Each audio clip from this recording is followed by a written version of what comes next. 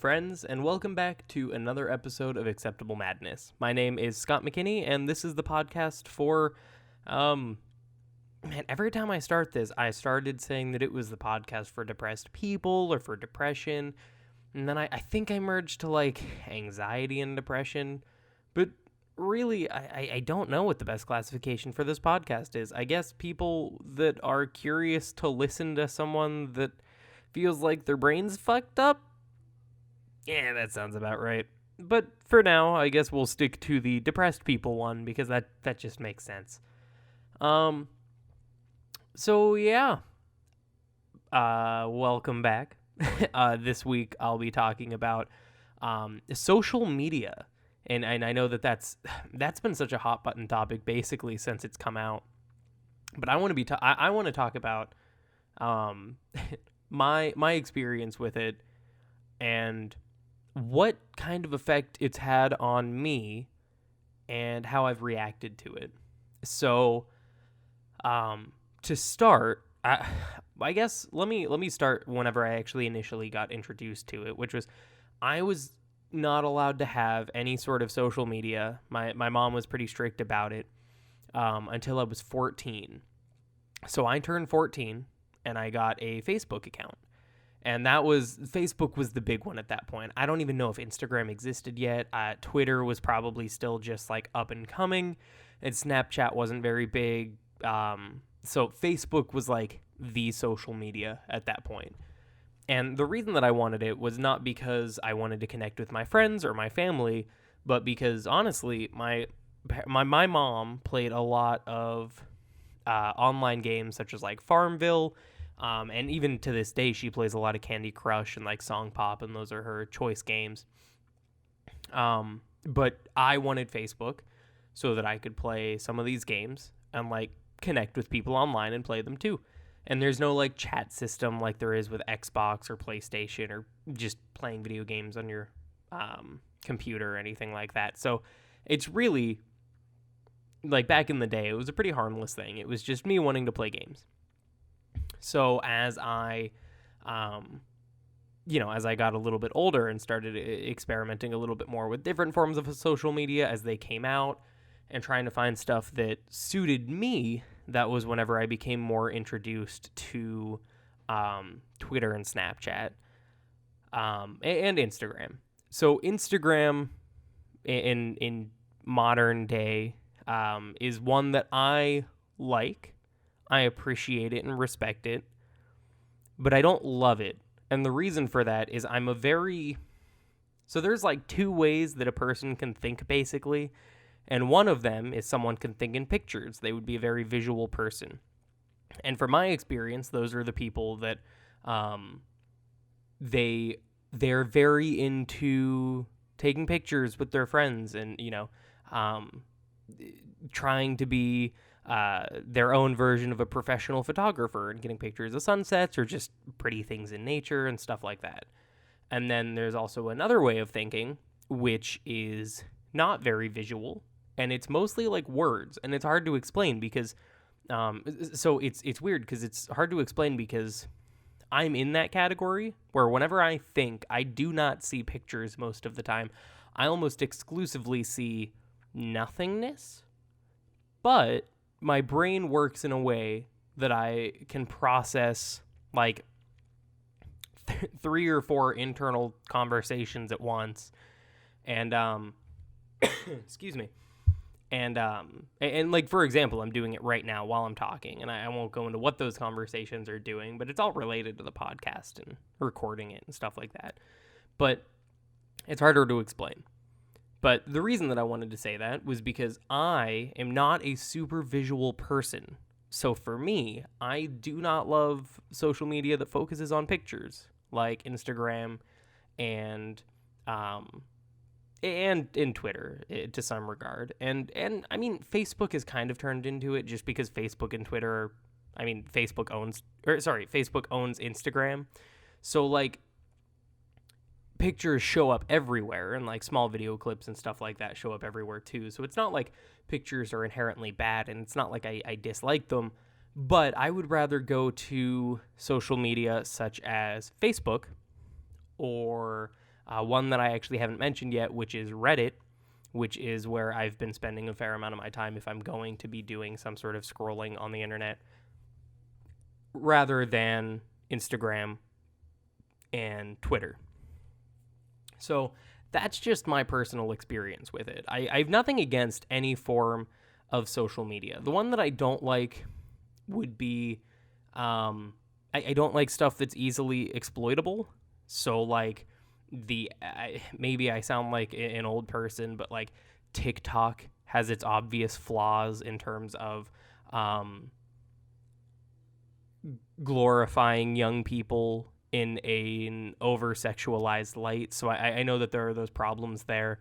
And I mean, you could even accuse YouTube of the same thing at points. And I'm sure every social media has that, but TikTok is just the one that's most in the spotlight right now. But I don't know. The social media that I like is Facebook and Reddit. And for Reddit, it's because I like the personalization, the customization of what I can see on my feed. So I'm a big fan of the Ask Reddit category, seeing what kind of unique experiences people have and how they react to them, or just hearing about different experiences. Like, for example, I've met a total of like one celebrity in my entire life, and that celebrity was Drake Bell, because my girlfriend and I went to his concert at one point, because I'm actually a pretty big fan of his music, not just his time on Drake and Josh. And we went to see him, and we got to meet him, shake hands, and take pictures and stuff like that. And it was a good time. But, you know, there's an infinite number of celebrities out there. So, you know, if someone's going to have an AMA on there, or if someone's going to be posting about any particular experience, you know, for example, what if someone's talking about they met Harrison Ford at like a diner someplace? Like, I'm interested to know what kind of guy Harrison Ford is. And although I'd love to meet him, the chances of me running into him at some random diner in my lifetime is so just infinitely small that it's just not going to happen. So I'd rather hear about someone else's experience. But, and then I do spend a fair amount of time on Facebook, because now that I'm a full-grown adult, it's nice to see what people that I used to go to high school with and college with are up to nowadays, because I'm hoping everybody's doing well, and it's nice to see that most people have taken life in stride and that they are doing pretty well. So I like that. And plus, just ever since I graduated college and I've become a bit more empathetic as a person, it's nice to see that all these people are doing stuff. And it's like, I wouldn't have appreciated 5 years ago if all these people they were still doing incredible things like going to college or starting their career or just going on these, extraordinary vacations or something like that. 5 years ago, Scott may not have been as happy for them or any of that stuff. So it's nice to see it through a different lens and appreciate it that way. So, but that's my thought.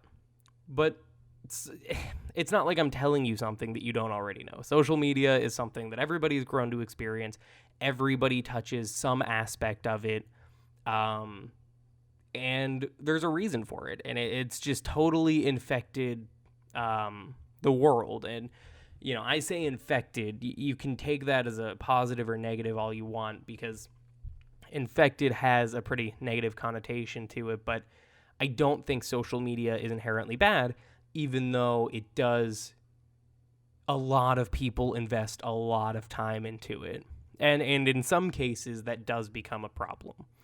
But generally, I think social media, in small doses, and if you can use it in a productive manner, where it's more of checking in with people, maintaining relationships, or, you could even use it to, like, further your education or learn more about people or things or topics or any of that stuff. You can use it for so many different things. It's great.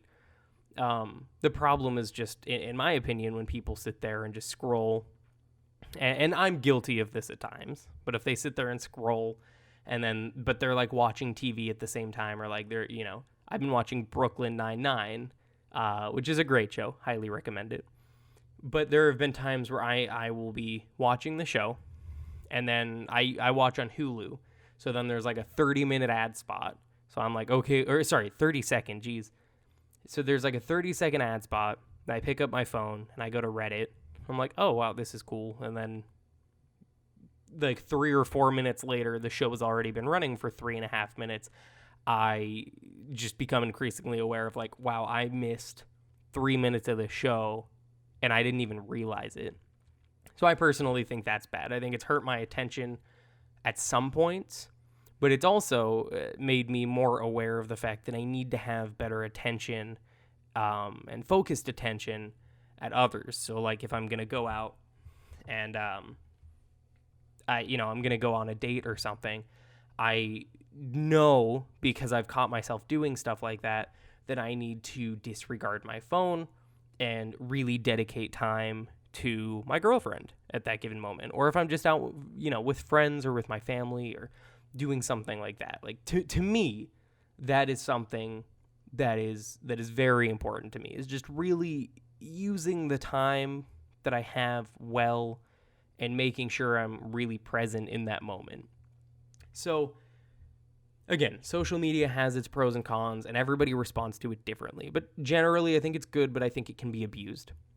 Now, the reason that I wanted to talk about it is because I am working to make some kind of a brand, I guess, my own personal brand being Acceptable Madness.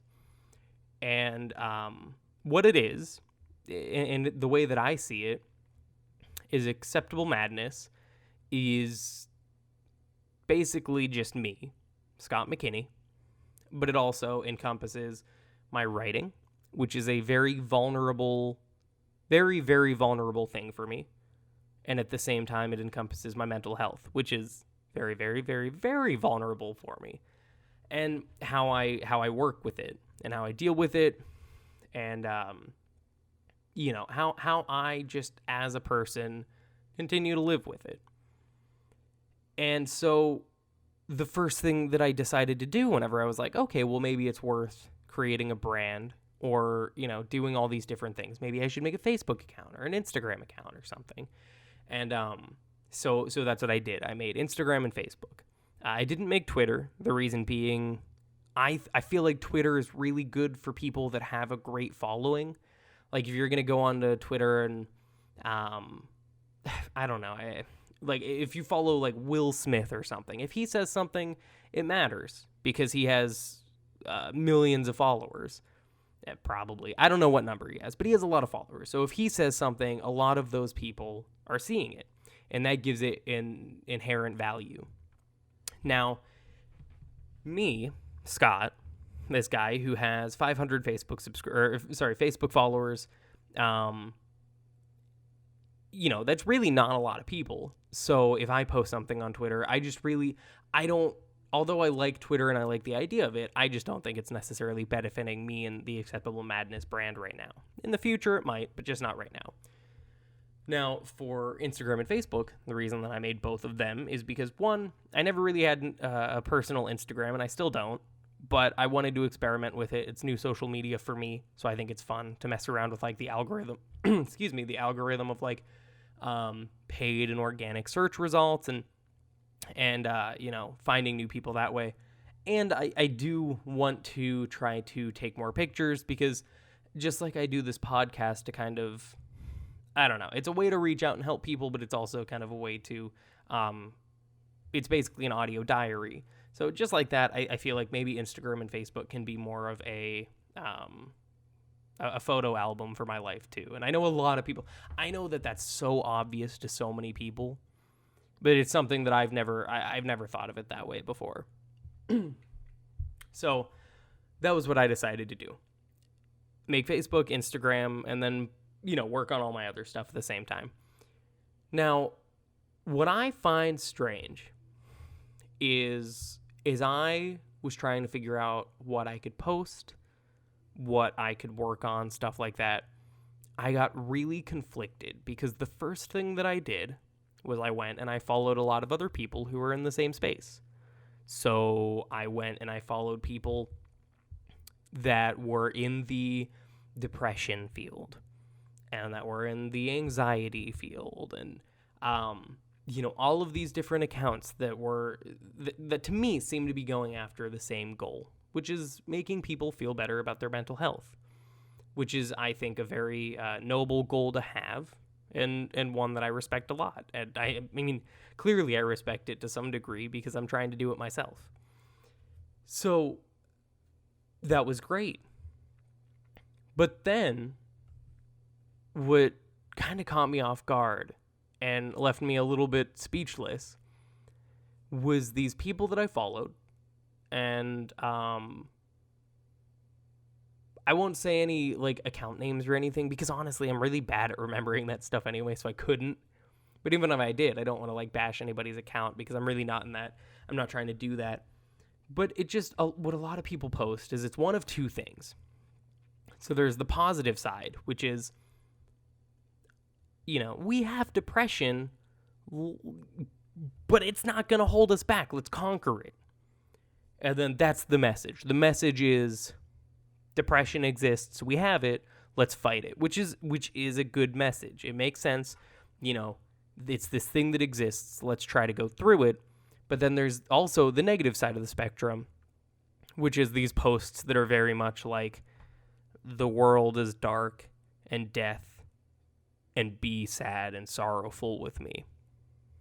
And those ones also serve their purpose, although they don't seem to do it. To some people, that might not seem like it's doing a great job, but I get it.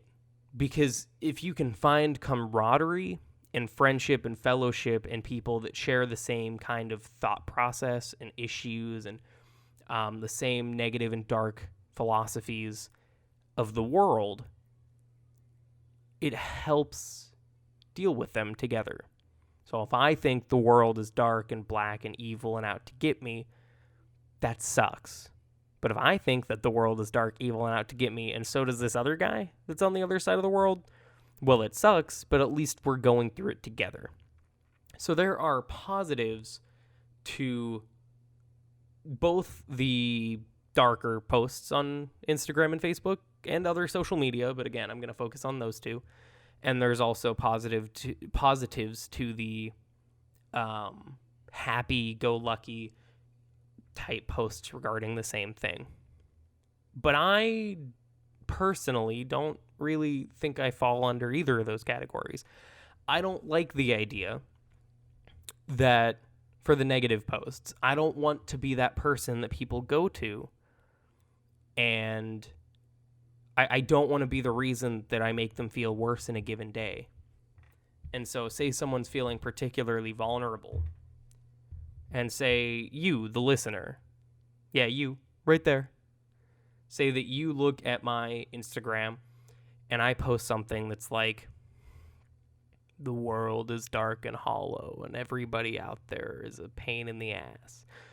Okay, that's not a great post, but you get what I'm going for. If I post that and you're in a particularly great mood, that could tear you down. You could be like, well, that's kind of a bummer. And if you're in a really bad mood, you could be like, yeah, you know what? Everybody is a pain in the ass, and everything does suck. And I really don't want to help isn't the right word. I really don't want to encourage, that's a synonym for help. I really don't want people to feel those ways. I don't want to, or, if you're happy, great. I want to continue pushing that as much as I can, but I think it's the wrong way to look at it if it's going to be all dark and depressing all the time.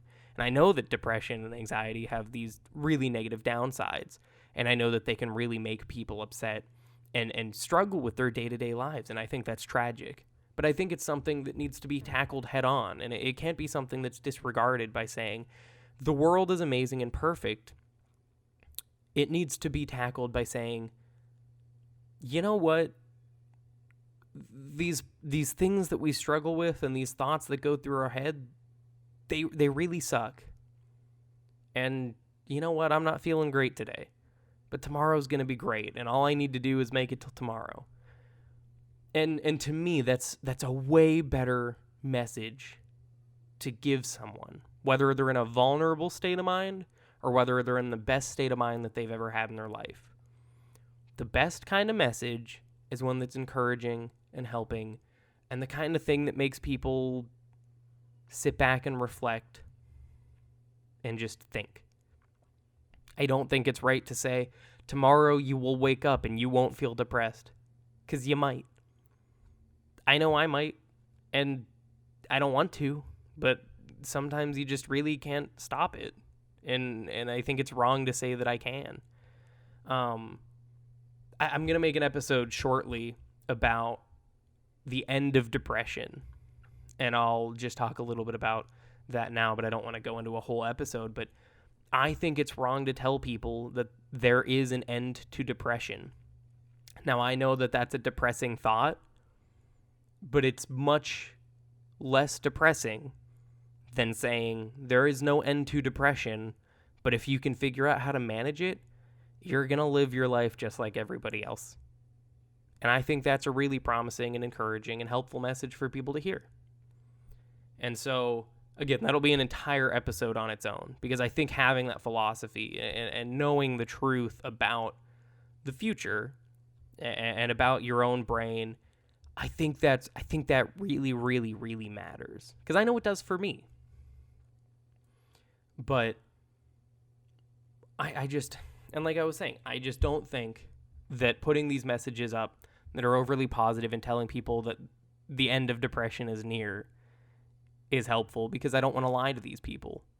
I don't want to lie to the people that are following me. I don't want to lie to you, the listener. I don't want to lie to everybody else that's out there, because that's irresponsible. And I want to be the place that people can turn and have honest and true discussion, where it's just complete and total vulnerable openness. Because sometimes that's what people want. And if it's not what you want, or if it's not what your friend wants, or it's not what your family wants, then that's fine. They don't have to listen. But if it's what somebody out there wants to hear, that's all that really matters. So I don't want to go out and do these, I could put up a clickbait video and probably get a decent amount of views. I'm not saying I understand YouTube's algorithm or Facebook's algorithm or anything, but I could probably put something up there that's like, I found the cure to depression.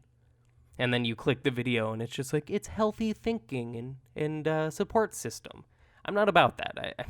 I know that that's an easier way to probably rack up a quick following, but I care much more about having an honest conversation and relationship than I do just amassing followers.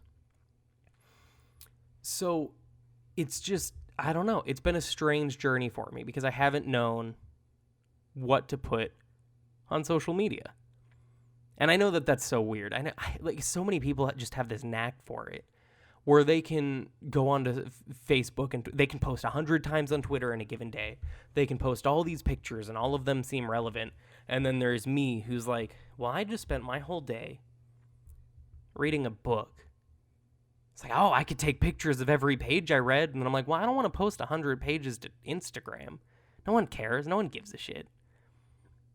But I also need to post something to maintain relevancy. And so that's the struggle that I have, is I go back and forth between, do I post something for the sake of posting it because I need to maintain relevancy, or do I skip it because if I do post something, it's probably going to be this mindless nonsense anyway. And so I have a really hard time with that. And it's because, and again, it's weird because, like, I could post a random picture of a giraffe, and that's cool. I like giraffes. Who doesn't like giraffes? If you don't like giraffes, that's fine. But you know what? Giraffes are a pretty cool animal. Like, I could post that, but what does that do for me? And I know that not everything needs to have a message, and I know that really if I were to post on social media, it'd probably just be more about my life and just a picture of, like, the little stuffed corgi that I have on my pillow, because that's helping to build a relationship between me and you. And that's speaking of that, I actually have adorable puppy sheets that I got for Christmas. They are flannel, and they have a lot of different dogs on them, and it's my way of coping because I can't get a dog right now because it's not financially smart because I am unemployed. We don't need to talk about that. But I have dog sheets, so it's okay. But it's just this weird, I know I want to maintain this relationship, but I also don't want to like shove bullshit down your throat. And I also don't want to spam you with stuff, and I don't want to put out these inspirational quotes, because I personally, if inspirational quotes work for you, great. I am happy for you. I want them to keep working for you. They just don't do anything for me. So, you know, if they did, I wouldn't be doing this podcast, because then I'd be like, oh, you know what? That poster of a little kitty hanging onto a tree branch that just says, just hang in there. You know what? I do need to just hang in there. It's like, yeah, that cat's adorable. And yeah, I understand the point behind the poster. But does that really have any sort of meaningful impact for anybody other than the guy that put a cat in a tree for a good picture? I know it was probably Photoshop, but just play along. But even still, it's just a strange dynamic, me and social media. And it's one that I don't understand. I love the algorithms and stuff behind it. Like, for example, I know that it's not, I guess, technically social media, but it's all integrated. But like, I love Google Analytics. I'm currently interviewing for a few positions that would be very involved in Google Analytics, Google Tag Manager. And for those of you that don't know what that is, it's basically just like how to increase your listing on Google. So, for example, if you were to search like depression blogs, my ranking on Google as acceptable madness would be the kind of thing that I'd be working on for the given company. And I love that stuff. I think that the broad, just vast amount of statistics and everything that you get is just fun, and it's really hard to understand and figure out and break down, but it's like a puzzle every day. And I hate puzzles, but I love this puzzle. And so I love all the stuff that goes into it. I love paid advertising on Facebook. It's so easy, but you still need to figure out how to reach out to people that are actually going to care about your content. And that to me is so fun. The problem is I don't have the funds to reach out to people right now. And again, that'll all come in time, and I'm not going to try to rush it or anything, because just simply posting and, you know, having this podcast and maintaining that an organic feel to it is very important also. So like I said, it's just this weird thing. And I love the technical shit behind it, but I'm bad at the actual posting. And it's because I don't want to put stuff out there that's just gonna,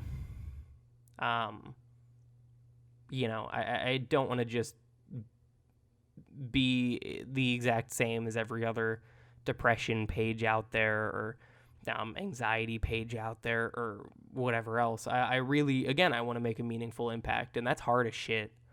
And someone that I have a lot of respect for, writing wise, and what their personal mission and drive is John Green and Hank Green. So John Green, you probably know from The Fault in Our Stars and Turtles All the Way Down. And I haven't seen or read The Fault in Our Stars, but I read Turtles All the Way Down.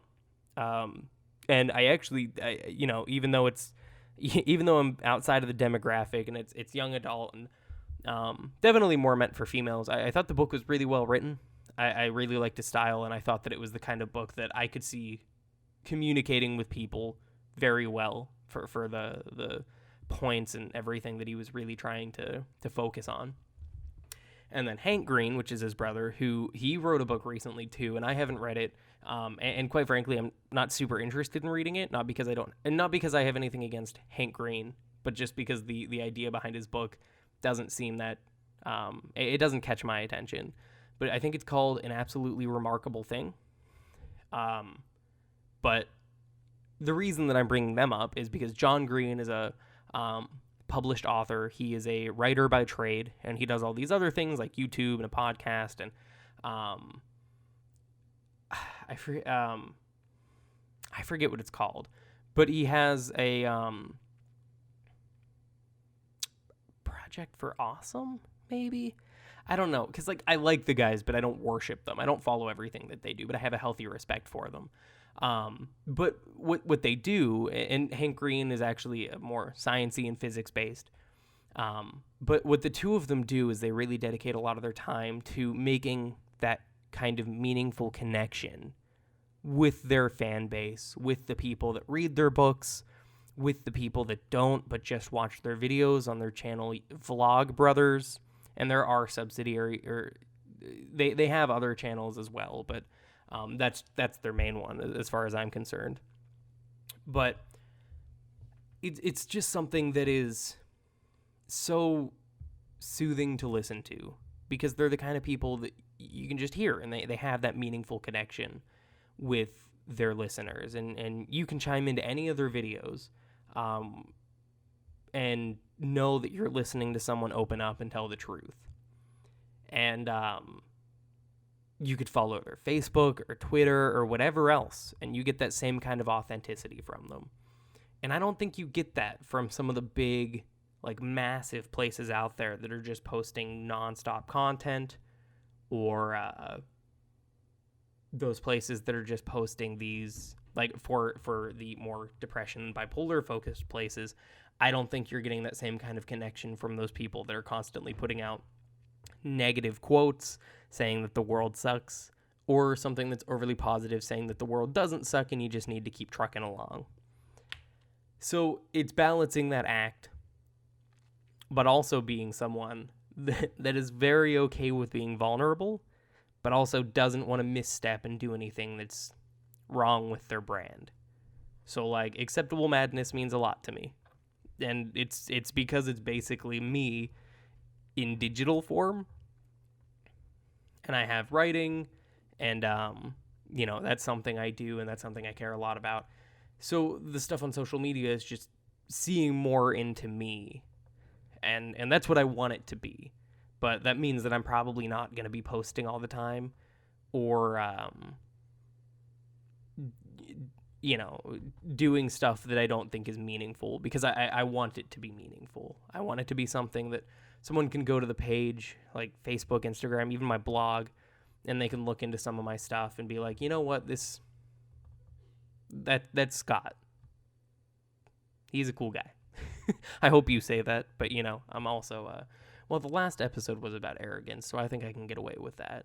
So, but I won't do that again.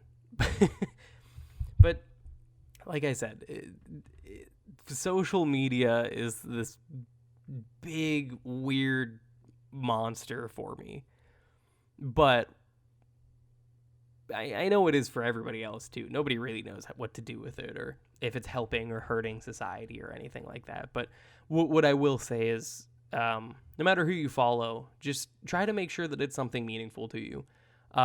It doesn't even have to be me, but if you listen to the podcast this far through, feel free to give me a like, give me follow me on Instagram, follow the podcast. All of that is very, very, very appreciated.